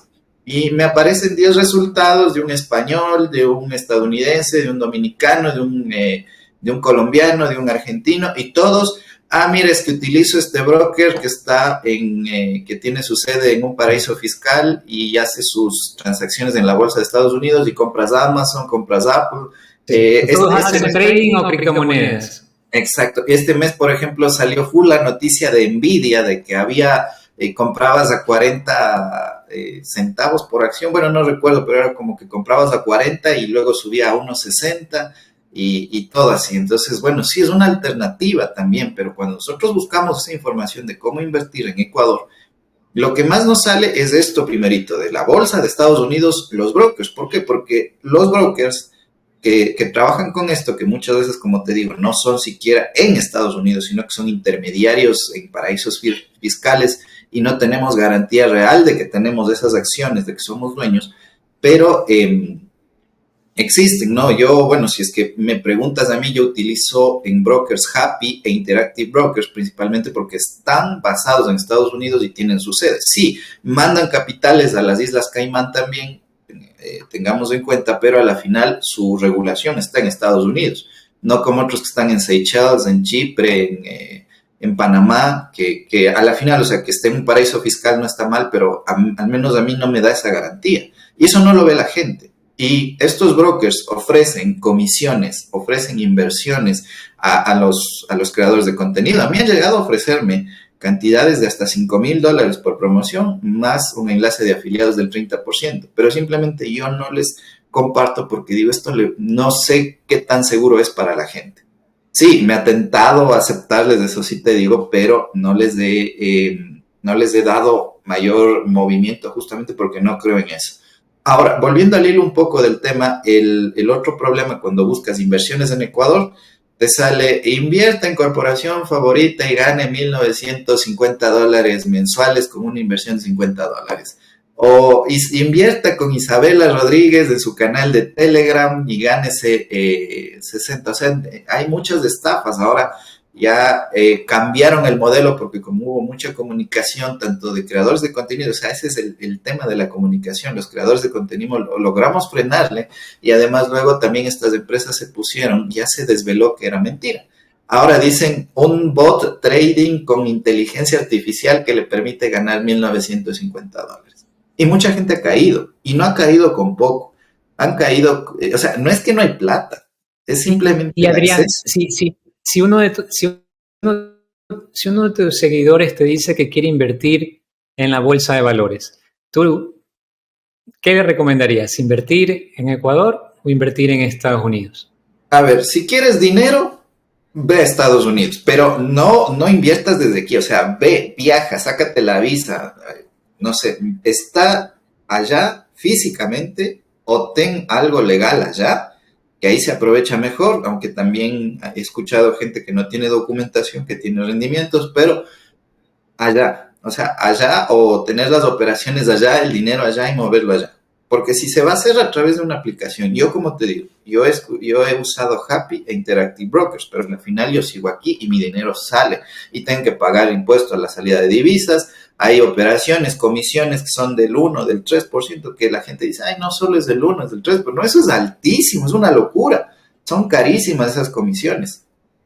Entonces, si no vas a estar allá en la Bolsa de Valores de Estados Unidos, mejor poner poca cantidad de dinero. Ahora, yo sí recomiendo en la Bolsa de Valores de Ecuador, porque por dos cosas. Creo que nuestro país está suficientemente dañado como para nosotros seguir sacando dinero y seguir aportando a que se enriquezcan empresas y gente de otro lado. Porque sí, o sea, cuando nosotros invertimos en esas empresas en el extranjero, esas empresas son las que ganan. Y a nosotros nos van a dar migajas de los cientos de millones de dólares que ganan. Pero si nosotros invertimos en las rentas fijas, rentas variables de acá, hacemos que también nuestro dinero circule acá. Sí, quizás no voy a ganar los, no sé, miles de dólares que hubiera ganado en Estados Unidos, pero a la final voy a aportar un poquito. Y yo creo que eso es lo que nos falta también a nosotros, a nuestra generación, un poco de querer al país y de no querer solo la plata, de no querer solo el dinero, sino de querer también que nuestro país progrese. Y no les digo yo que no inviertan en la bolsa de Estados Unidos, pero sí tengamos un poco de preferencia por lo local, porque también la renta fija en Ecuador es súper segura. Inversiones del 10% en Estados Unidos que te den esos rendimientos, tienes que buscar algunos instrumentos, porque no son todos. O sea, son pocos los instrumentos que la bolsa de Estados Unidos te da así, ya que allá es mucho, mucho más movido. Además de que tienes que escoger. Y además, para ganar un 10% en Estados Unidos tienes que estar sometido a la volatilidad. Allá no hay renta fija del 10%. La única renta fija que encuentras allá es de los bonos. Por eso, si viene una persona y me dice dónde invierto, en Estados Unidos o Ecuador, yo le pregunto, ¿quieres invertir o quieres especular? Porque esa es la clave. Si tú quieres dinero rápido, si tú quieres hacer un 2X, 3X, 5X, tú quieres especular. Pero tienes que estar consciente que vas a asumir un riesgo y puedes perder ese dinero. Y obviamente ahí Estados Unidos es lo que te ofrece todos los instrumentos que quieras para hacer ese tipo de operaciones. Pero si tú quieres jugar a la segura, si tú estás construyendo tu portafolio, tu fondo de emergencia, tu patrimonio que vas a dejar a tus futuras generaciones, puedes hacerlo aquí. La renta fija, las tasas que dan son sumamente atractivas y Ecuador es como que está exento de lo que pasa en Estados Unidos, exento de las guerras, exento de todo lo que sufren allá. Y puedes tener acceso a incrementar tu patrimonio a una tasa del 9-10%, que es algo prácticamente bueno, es un buen rendimiento. ¿Sabes qué es lo mejor? O sea, que tú no tienes que tener un conocimiento tan amplio. O sea, ¿por qué? Porque es fijo. Claro, o sea, hay que evaluar, ¿no? Hay que evaluar el papel de renta fija que se está buscando, porque no solo vamos a ver el interés, pero la renta fija acá viene a ser bien segura. Te da miedo la renta fija en la bolsa de valores porque es válido, también hay gente que le da miedo. Vaya al plazo fijo, o sea, ya es menos el interés, pero tiene ya asegurados, 7% asegurado por, perdóname la expresión, estar de vago. O sea, no haces nada de operaciones y tienes en ese tiempo de vuelta tu capital más el rendimiento. Entonces, qué comodidad tienes ahí, pero no es como que nosotros queremos meternos a nadar en aguas que no conocemos con la promesa de que vamos a ganar más, cuando no. Es que yo creo que son los millennials los que no tienen a la paciencia como una de sus virtudes, porque a la larga, al final del día, la inversión es prácticamente escoge tu instrumento y siéntate a esperar el rendimiento. Pero el millennial es el que quiere tener la adrenalina de que sube, baja, gané, perdí. No, es que no, o sea, no sé cuál es, y es el desconocimiento financiero, creo, o sea, porque no entiendo si tienes algo tan seguro acá, no sé, o sea, es increíble, porque sí, o sea, tú vas a Estados Unidos buscando un rendimiento del 10% asegurado en 6 meses, incluso yo vi una operación recién de una empresa que ponía financiamiento del 10% en 6 meses. O sea, si tú buscas 2 operaciones en un año, ya ganas lo mismo en porcentaje que Warren Buffett con todos sus fondos de inversión en Estados Unidos. Y no necesitas el conocimiento de Warren Buffett. Claro, no podemos comparar el volumen de dinero que se maneja. Eso no se puede, porque la bolsa de valores de Ecuador y de Quito y de Guayaquil juntas no deben llegar ni a ser ni siquiera una fracción de la de Wall Street o la de Chicago, la que quieren abrir ahora en Houston. Pero, o sea, ya con todos esos rendimientos, sí se puede. Y no es conocimiento, o sea, es cómodo, es íntegro y todo. ¿Cuál viene a ser el problema? Es que como ecuatorianos, creo también yo, aparte de la falta de educación financiera, es que no confiamos en otros ecuatorianos. O sea, no sé si has visto ese episodio de Los Simpsons donde dice, estos escoceses arruinaron Escocia, los odio profundamente, y le dice un escocés. Entonces, ¿qué es eso? O sea, estos ecuatorianos arruinaron Ecuador. O sea, el ecuatoriano no confía en el otro ecuatoriano, no confía en la empresa ecuatoriana. ¿Por qué? Porque cuando ve que hay algo tan bien, dice, no, aquí me tiene que estar engañando por algún lado. Y no, o sea, claro, la casa de valores tiene su comisión. Esa era una queja de uno de los comentarios que decía, es que la casa de valores me va a cobrar comisión. Sí, pero es que el broker en Estados Unidos también te cobra comisión y la comisión No, y es la más casa, alta. no, y la casa de valores te cobra, la casa de valores te cobra $40, así inviertas 5, así inviertas hasta 12,000. Mira, o sea, $40 aproximadamente. son, o sea, es nada cuando comparas la ganancia, ¿no? Y luego también dicen, ah, no, es que en Ecuador me cobra el SRI el impuesto a la renta. Ya, o sea, sí, tienes que declarar tus ganancias por concepto de los rendimientos que obtuviste en el año con el SRI, pero cuando te vas a las tablas, sacas deducciones, tienes un profesional contable que te ayude bien, ya pues, dice, vea, tenemos todas estas deducciones, usted se imaginaba, a mí me pasó eso full, porque yo por los ingresos más las inversiones y rendimientos en algún año logré ingresar como $40,000 de ingresos antes de costos de deducciones y dije, me van a sacar el aire con los impuestos. Llegó mi contadora, que es mi esposa, deducción, deducción, deducción. El SRI me dio una nota de crédito por $152. ¿Por qué? Porque tenía contabilidad, ojo, contabilidad ética también, ¿no? O sea, nada de cosas truchas, de estar escondiendo el dinero, de estar eludiendo impuestos, como dicen muchas personas, sino contabilidad ética. Pero es que en Estados Unidos ya estás también pagando impuestos cuando el IRS saca esas inversiones, hay retenciones que salen. Una persona llegó a decirme es que no sabes nada de inversiones porque en la bolsa de valores los bancos te cobran la retención en plazos fijos. Bueno, Pero eso, no, eso es una barrabasada, en verdad. La bolsa de Estados Unidos es la que te cobra una retención por ser extranjero. De todo lo que tú ganas te retienen el 30% por ser extranjero. Sin embargo, aquí hay que hacer una distinción entre tus ahorros en una póliza bancaria o tus ahorros en un título valor, un papel comercial o una obligación. Cuando tú haces la declaración, hay un casillero especial donde se llama rendimientos financieros y esos rendimientos son grabados.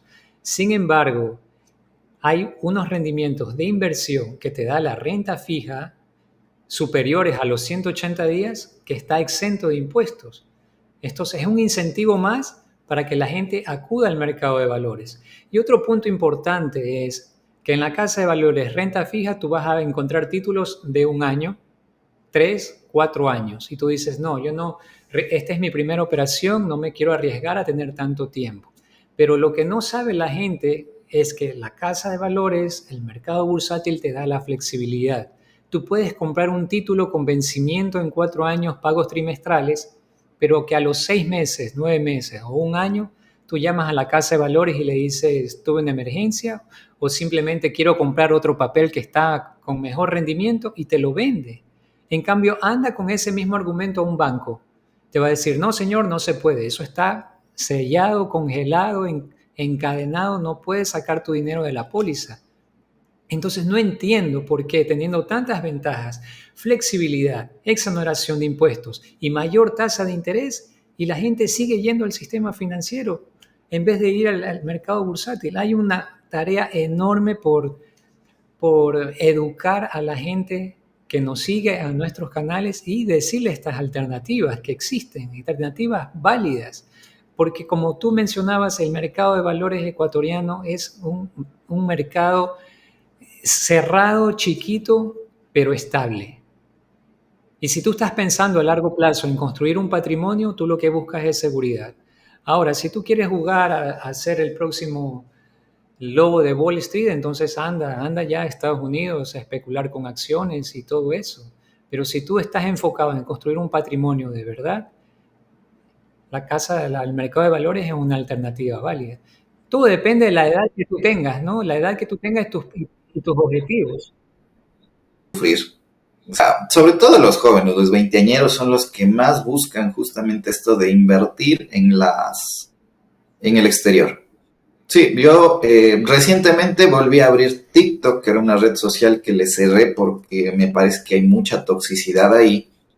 Y volví a abrir porque justamente estamos trabajando en tratar de captar la atención de estas personas y redirigirlas a situaciones comunicativas que sean mucho más eficientes.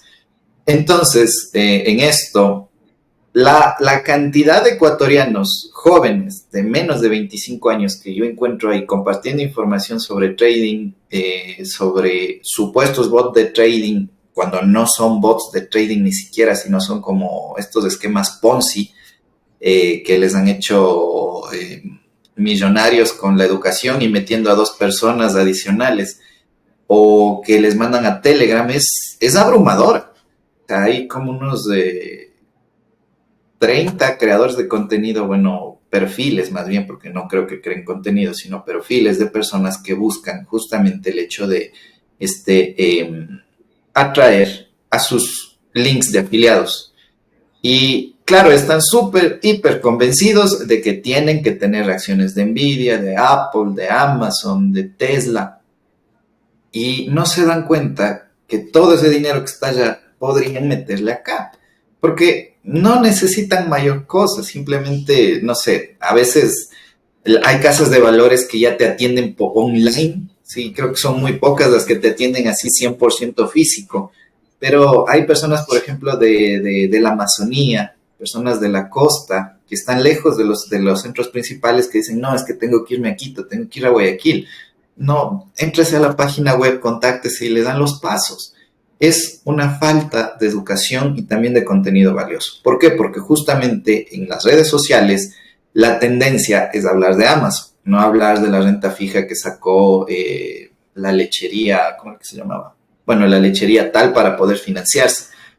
Que sí, te está dando un 10% asegurado, pero no, yo me voy a Amazon porque Amazon es lo que crece el dinero en los árboles. Entonces, eh, yo creo que va por ahí. Falta de difusión, falta de educación también. Y el target, que son los jóvenes, es el de 20 años, sobre todo de 20 a 25 años, es el que más inconvenientes tiene. Hoy sé que muchos centros educativos ya tienen las finanzas personales como parte de su currículum, incluso dentro del Estado se les ha incluido en el sistema público, pero lamentablemente esos resultados se van a ver de aquí cuando los niños que están en primero de básica lleguen a tener 20 años. O sea, no es un resultado de ahorita, porque lo de ahorita estamos viendo el resultado de hace 20 años. Estamos viendo el resultado del sistema educativo de hace 20 años. Claro, claro, pero nosotros tenemos que utilizar el apalancamiento de las redes sociales y nuestras plataformas para también difundir otro tipo de contenido educativo y mucho más estable, ¿no? De pronto no es el más rentable en estos momentos, no es el más viral, pero es un contenido que le va a servir a la mayor cantidad de personas a construir su éxito financiero en el largo plazo. Yo, Adrián, quiero aprovechar, ya para ir terminando este episodio, de extenderte una invitación. El próximo viernes, tengo entendido, en Guayaquil, en la Universidad de Espíritu Santo, va a haber un foro de inversiones. Inclusive van a estar gente del sector, casas de valores, influencers también, donde van a explicar las alternativas de- que existen actualmente en el mercado de valores para el inversor retail, el inversor persona natural. Sería muy bonito que puedas asistir, de pronto coincidimos ahí, yo voy a estar y la entrada es gratuita. Te puedo pasar el link luego en la caja de descripción del video y poder compartir y nutrirnos más de esta información que tanto nos apasiona, ¿no? Yo por mi lado te estoy eternamente agradecido por contar contigo en este episodio y no sé si tengas algo más que decir, algo que se nos haya quedado en el tintero. Bueno, a ver, creo que primero agradecerte a ti nuevamente y a la comunidad de acá de tu canal por abrirme las puertas. Siempre es chévere conversar, ver distintos puntos de vista. Como al inicio lo dije, la vida, las deudas, las finanzas, todo no es algo blanco o negro, todo es un matiz de grises que existe, entonces nosotros podemos encajar en una parte. Y como mensaje final, creo que relacionado a lo que hablamos hoy, creo que tenemos nosotros que enfocarnos en algo fundamental, que el objetivo es construir un patrimonio y que las oportunidades las tenemos acá en nuestro país y son muy buenas. No necesitamos estar viviendo la vida que viven otros en otros países. Podemos hacerlo desde aquí tranquilamente. Únicamente está en buscar la información correcta. Sí, listo, coincido completamente contigo, Adrián. Bueno, ya está, la voz me está fallando un poquito.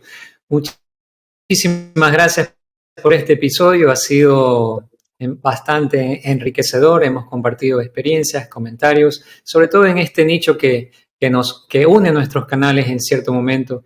Y es bueno crear este tipo de sinergias para extender el mensaje correcto a los inversores ecuatorianos, a las personas naturales que quieren dar sus primeros pasos en este apasionante mundo de las inversiones. Adrián, una vez más, muchísimas gracias por estar aquí el día de hoy, y a toda mi audiencia, pues no olviden que si este contenido les ha sido útil, darle al botón de like, no olviden de suscribirse y estar pendientes a los futuros episodios que estaré transmitiendo. Un abrazo a todo el mundo y nos vemos hasta la próxima. Hasta la próxima.